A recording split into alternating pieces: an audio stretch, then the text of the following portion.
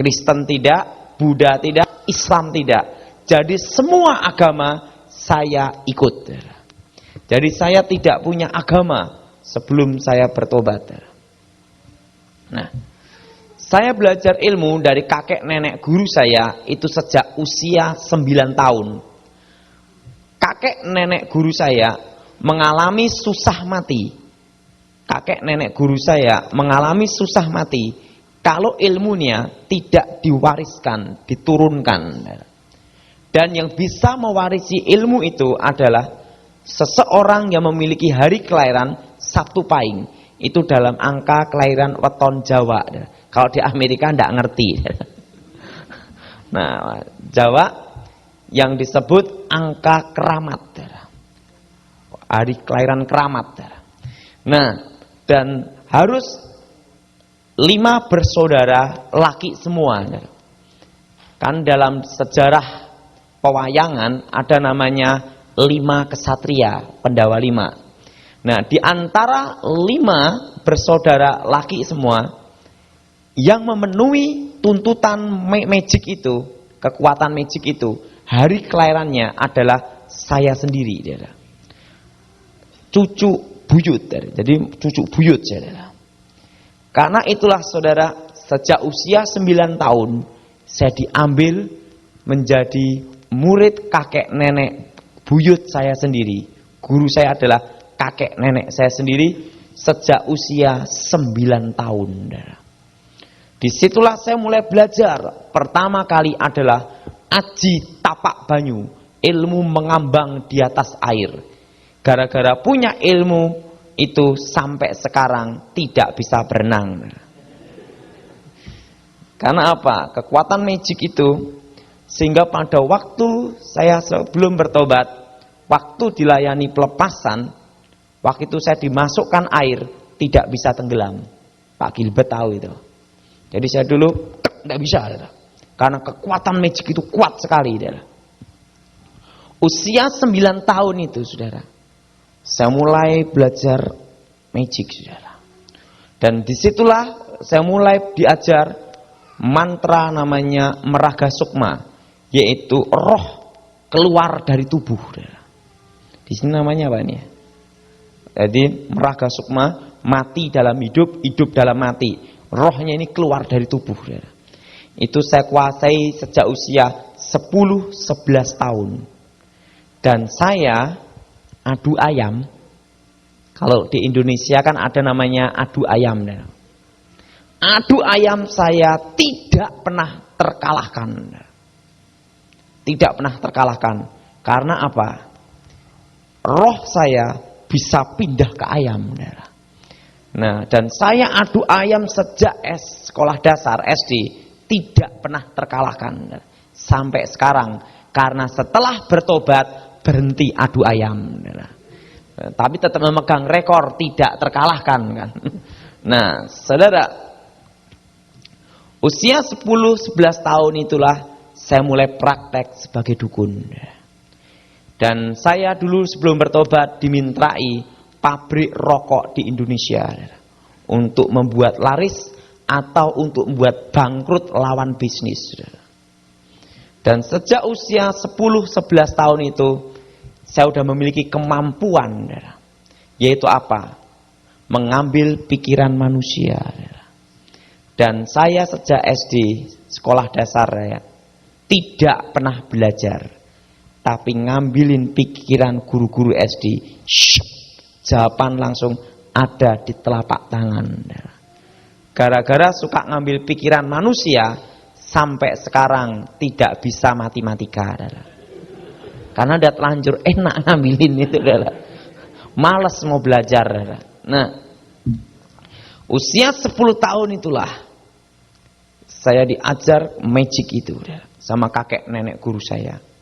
Ilmu menghilang, kebal senjata, segala macam senjata tidak bisa mengenai tubuh saya. Dan saya dibekali 100 macam pusaka. Keris, tombak, pedang, dan 6 pusaka kebal.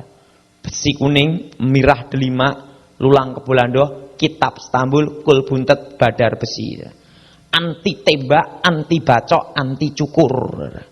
Jadi kalau saya memegang ajimat itu, rambut ini tidak bisa dipotong. Jadi kalau mau potong rambut susah juga. Jimat itu harus dijauhkan dari tubuh saya. Dijauhkan baru dipotong. Kalau jimat itu masih ada dipegang gini, tidak bisa dipotong. Nah, dan untuk supaya saya kebal segala macam senjata, saya disusuk besi kuning. Jadi pusaka besi kuning itu ditanam dalam tubuh saya, supaya segala senjata apapun tidak bisa kena. Dan saya disusuk juga tembaga. Jadi seluruh tubuh ini disusuk jarum-jarum tembaga, seluruh tubuh. Nah, sejak usia 11 tahun itulah saya sudah menguasai kekuatan magic hitam dari nenek saya. Setelah itu saya mulai belajar magic putih. Sebenarnya ilmu hitam dan ilmu putih sama, hanya cara penggunaannya saja yang beda. Tamat saya saudara? Dan lulus sekolah SD, sekolah dasar, sekolah menengah pertama.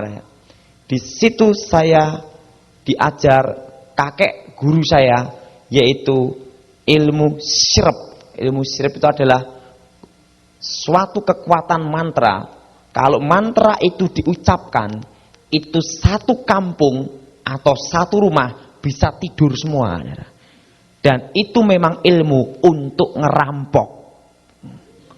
Tetapi sejak kecil saya tidak mau merampok, karena saya punya prinsip, saya harus jadi orang baik. Waktu itu guru saya berkata pada saya, ada dua pilihan yang harus kamu pilih, salah satu.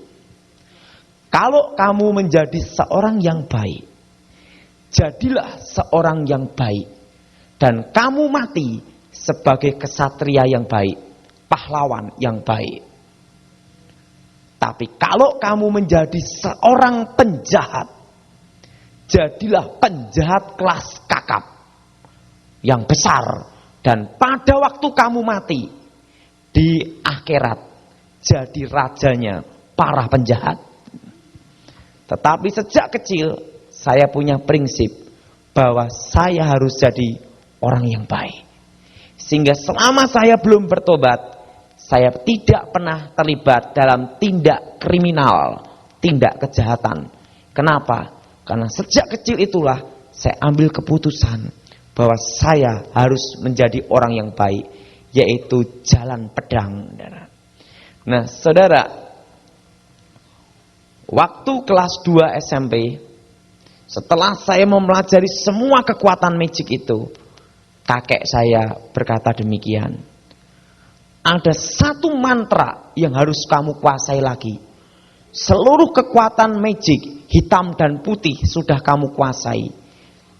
Dari ilmu menghilang, ilmu kebal, dan ribuan macam ilmu hitam, termasuk ilmu putih, sudah kamu kuasai.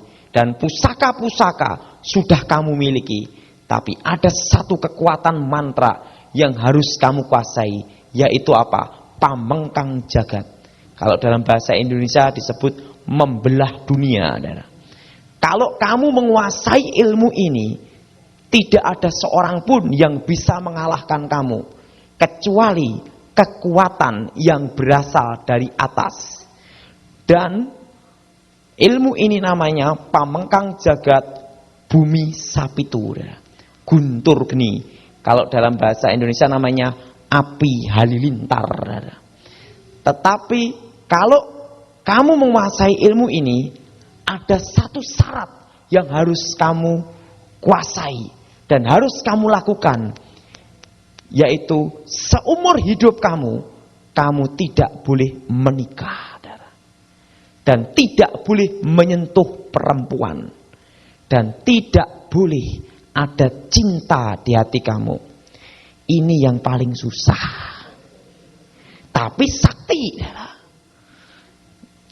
Tapi kalau sampai kamu melanggar pantangan ini, maka ilmu yang kamu kuasai akan membunuh diri kamu sendiri. Kamu akan lumpuh seumur hidup atau mati saat itu juga. pada waktu kamu ada cinta atau berhubungan seks, kamu akan mati. Karena itulah saya disuruh berpikir dulu untuk menguasai mantra terakhir itu. Waktu itu saya berkata, saya bersedia. Akhirnya saya ambil keputusan untuk menguasai mantra terakhir. Setelah saya menguasai mantra terakhir, tiba-tiba guru saya berkata demikian, kakek saya. Dengan diwariskan ilmu terakhir ini, berarti sudah waktunya kita berpisah. Kamu tahu kakekmu guru ini seumur hidup tidak boleh pakai kasut ini ya. Karena dia harus menyatu dengan bumi, dengan tanah. Karena memiliki ilmu pindah tempat. Tetapi karena waktu itu sakit, dia lupa pakai sandal. Jadi kakek saya seumur hidupnya sampai kematiannya belum pernah terkalahkan di bidang ilmu hitam maupun ilmu putih. Tapi matinya gara-gara sandal. Nah, pada waktu dia pakai kasut itu, dia berkata sama saya, sebelum aku mati, aku tahu apa yang akan terjadi. Nanti pada waktu kamu usia 18 tahun, kamu akan melihat suatu cahaya terang. Dan pada waktu usia 19 tahun, kamu akan ketemu, akan datang seorang raja yang agung, yang adil dari timur. Waktu itu saya tanya sama kakek guru saya, bagaimana saya tahu tentang raja yang adil dari timur itu? Kakek saya berkata, takdir kamu, nasib kamu yang akan menentukan. Para leluhur kamu, keturunan kesatria, dukun-dukun top, sudah meramalkan bahwa nanti akan ada satu keturunannya, darah kesatria, akan ada satu keturunannya yang akan ketemu raja yang agung dari timur. Dan di dalam ramalan itu dikatakan demikian. Pada waktu zaman akan terjadi kekacauan, akan muncul seorang raja yang agung dari timur. Dan semua orang yang memiliki jiwa kesatria, yang memiliki hati yang baik, akan ketemu raja yang agung dari timur itu. Dan kakek guru saya berkata demikian, kamu adalah keturunan yang sudah ditakdirkan. Nanti pada waktunya tiba, jiwa kamu akan dituntun untuk ketemu cahaya terang itu. Tapi ingat, kalau nanti kamu ketemu cahaya terang itu, kamu harus bersumpah. Kamu harus angkat seluruh keluarga kamu. Dan kedua, angkatlah pula, selain kamu mengangkat ekonomi dan keluarga kamu, kamu harus ada yang kedua. Angkatlah seluruh keluarga ini pula, keturunanku semua, untuk ketemu cahaya terang, jalan terang. Waktu itu saya tanya sama guru saya, dan kakek saya bukan orang Kristen.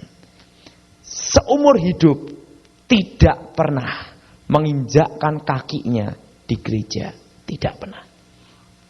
Dan kakek saya terkenal dengan kekuatan magicnya. Setelah itu kakek saya berkata demikian, nanti takdir kamulah yang akan menentukannya. Jiwamu akan tertuntun di situ. Dan sebelum aku mati, saya kasih kamu rezeki untuk beli peti mati saya. Besok keluar nomor buntutnya 50. Dan ingat, untuk beli peti mati gitu. Dan nanti jam 2 lebih, tepatnya 2:30, saya akan mati meninggalkan kamu untuk selama-lamanya. Dan selama kamu saya tinggalkan, ada satu hal yang harus kamu yakini, yaitu apa? Kamu harus jadi orang yang baik. Sampai matinya pun kamu tetap sebagai orang yang baik. Nah, setelah itu kakek saya mati, meninggal dunia. Setelah saya meninggal dunia itu, setelah kakek saya meninggal dunia, saya kehilangan arah. Setelah kakek saya meninggal itu, saya kehilangan arah. Kenapa? Setelah kakek guru saya meninggal itu, tidak ada yang membimbing saya. Tidak ada yang memberi nasihat. Tidak ada yang memberi pengarahan. Waktu itu setelah kakek saya mati, otomatis jiwa muda saya ingin mencoba mantra itu. Karena sudah bertahun-tahun saya menguasainya. Akhirnya saya bersumpah, barang siapa yang bisa ngalahkan ilmu saya akan berguru sama dia. Disitulah saya di tanah Jawa mencari melawan tanding. Baru saya tunjukkan ilmu menghilang. Tiba-tiba dukunnya bingung, menghilang di mana anak ini. Malah dukunnya berguru sama saya. Baru saya tunjukkan semua kekuatan api, cahaya apapun mati. Dukunnya jadi murid saya. Berbagai macam dukun, berbagai aliran saya taklukkan. Nah, tetapi hidup saya tidak bisa tenang. Dan mendekati usia 18 tahun, tiba-tiba saya diajak kakak saya. Kakak saya berkata demikian, Tony, ayo kita ke gereja. Ceweknya sip-sip. Waktu itu saudara, saya berkata sama kakak saya, tidak bisa, tidak boleh. Loh, kenapa? Karena saya harus menjadi perjaka murni. Tidak boleh menyentuh wanita dan tidak boleh mencintai.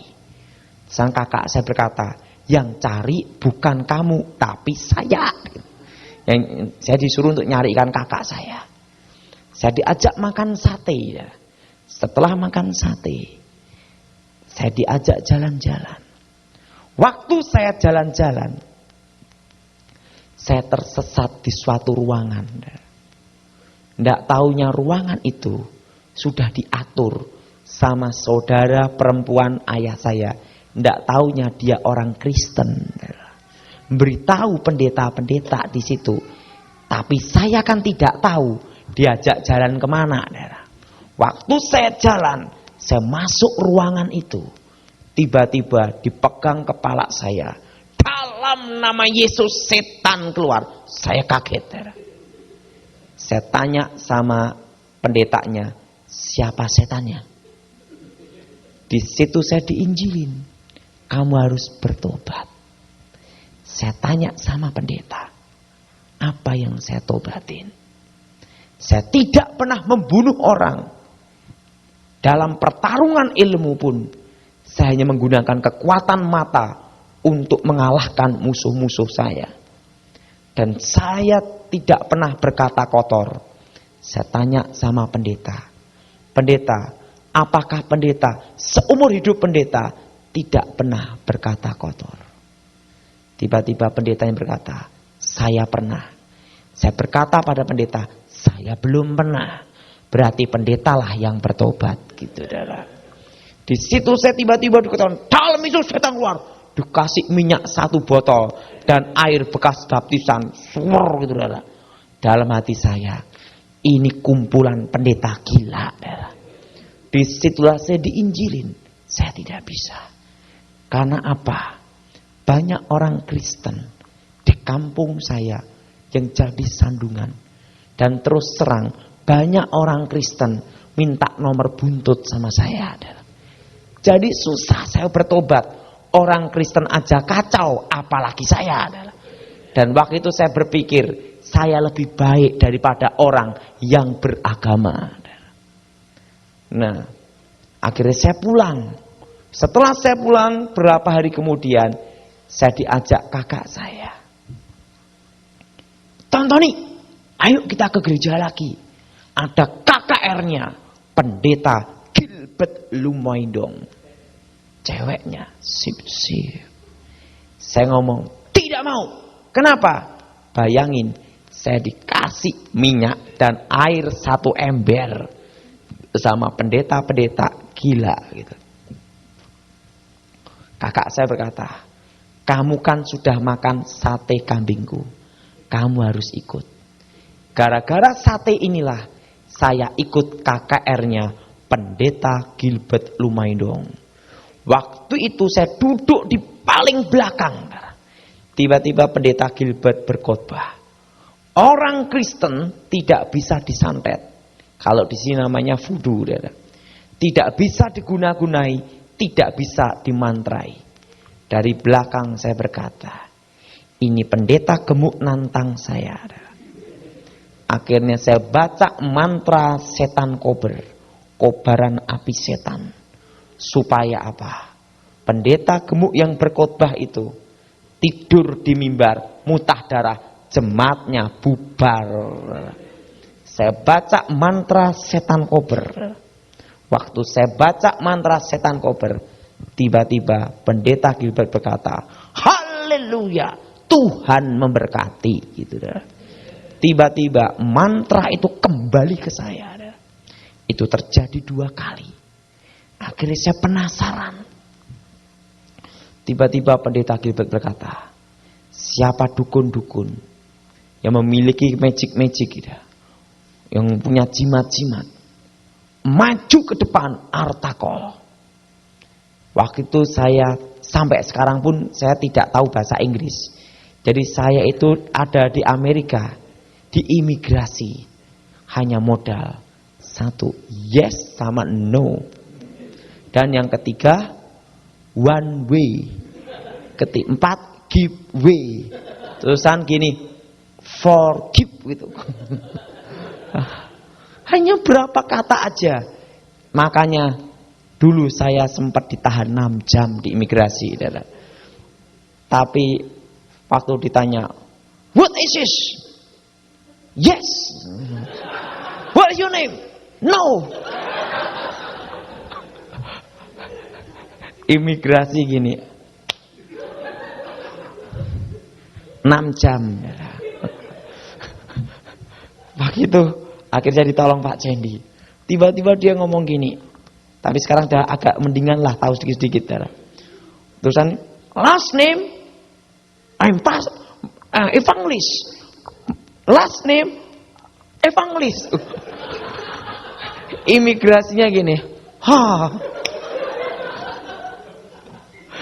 Saya enggak tahu apa itu last name, Dara. Last name, minister. Last name. Aduh. Karena waktu itu saya diberitahu Pak Cendi ngomong gini, nanti kalau di sana ngomong-ngomong aja minister, yes, no. minister. Jadi saya ditanyanya minister. Aduh.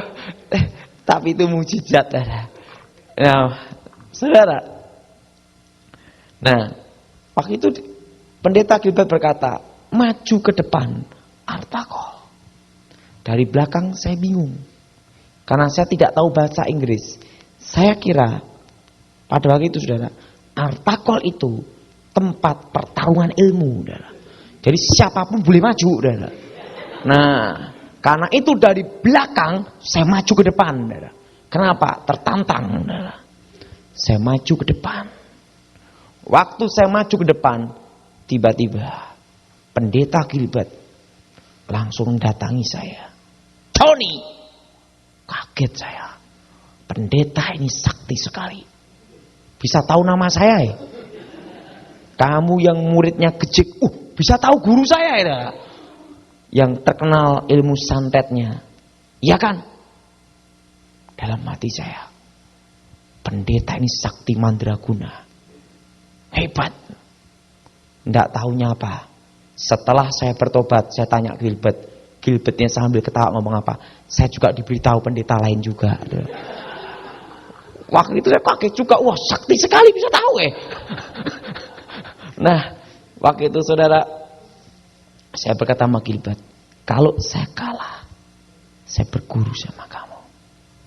Gilbert berkata, besok pagi kamu saya tunggu di sini. Oke.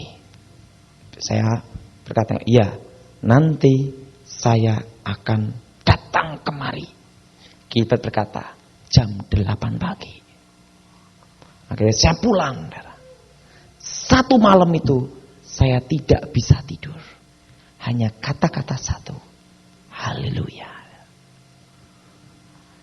Setelah itu, setelah malam berlalu, paginya saya datang.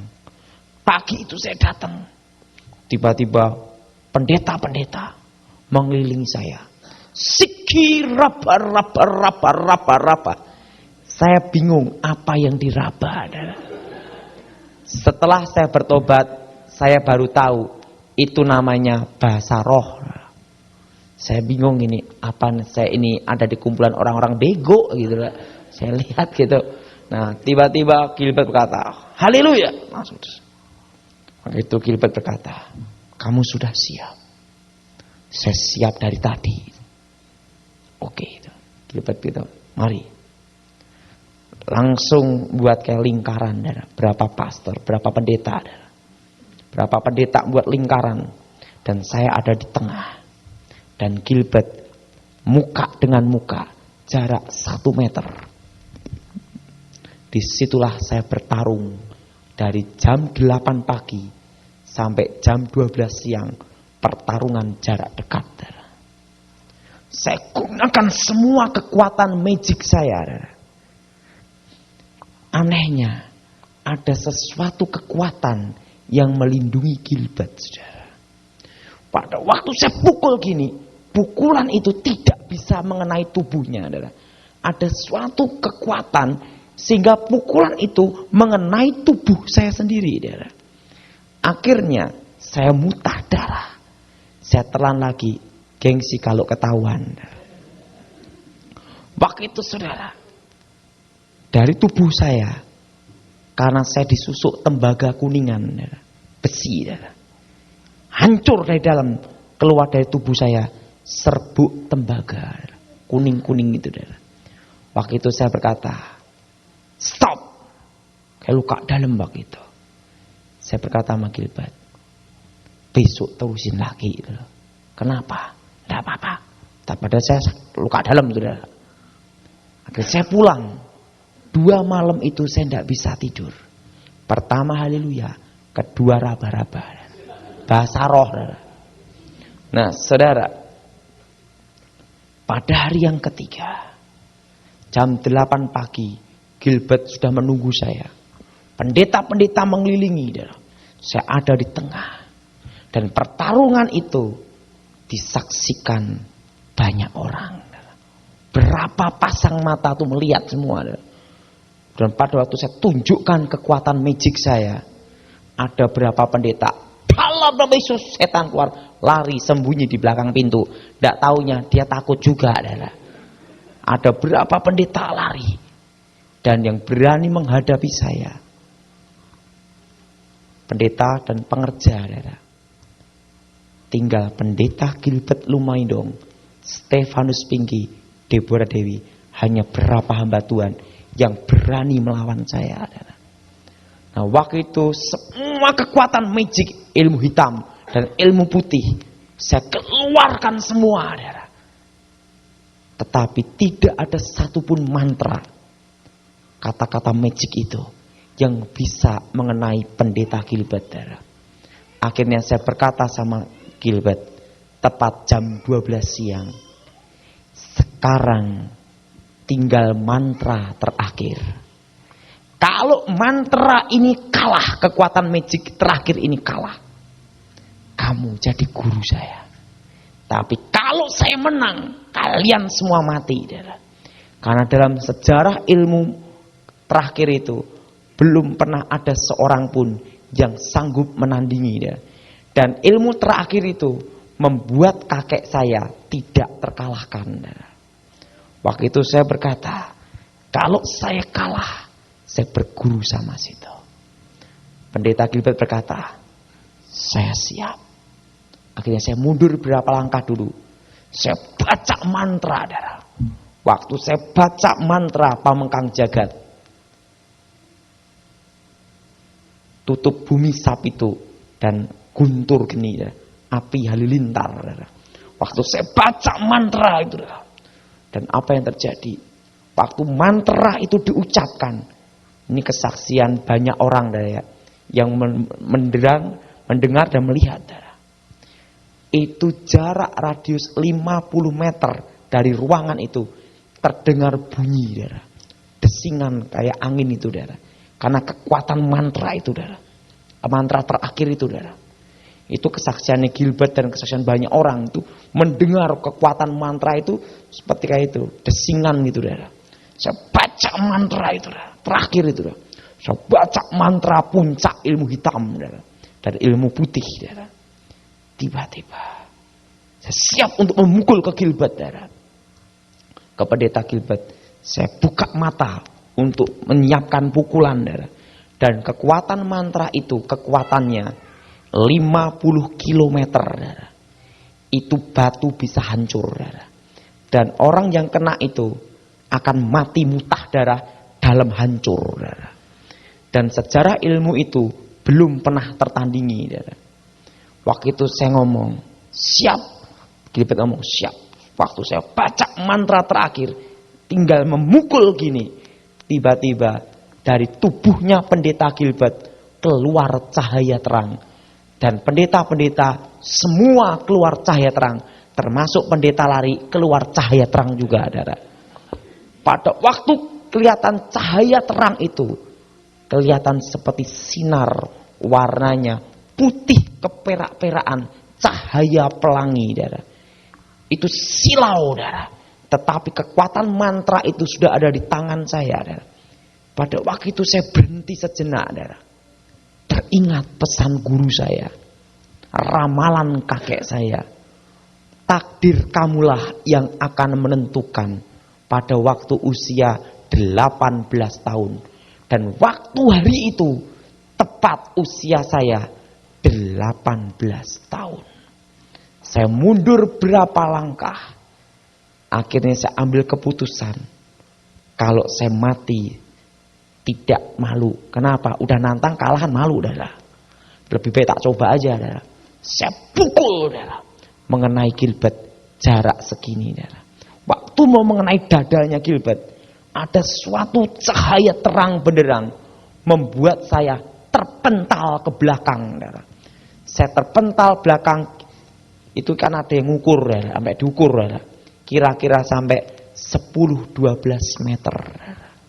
Saya terpental, bus gitu ya. Dan saya hilang ingatan, gila 1 tahun. Gini-gini.